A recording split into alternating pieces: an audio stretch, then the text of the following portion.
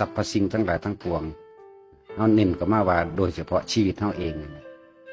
ทุกคนยอมรับความจริงยอมรับว่าเกิดมาป่วยหิวห้อนหนาวนี่คือเรื่องของร่างกายทั้งเจ็บไข้ได้ป่วยหิวห้อนหนาวเรื่องของใจคือความอยาก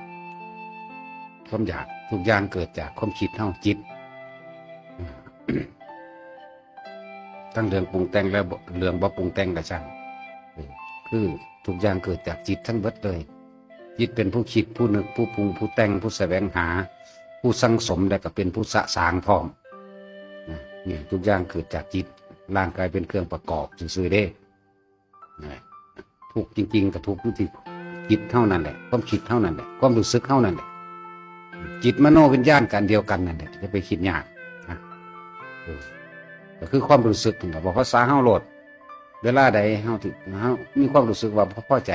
นั่นแหละตัวทุกข์อีดีมันนั่นแหละตัวเวียนว่ายตัวตายตัวเกิด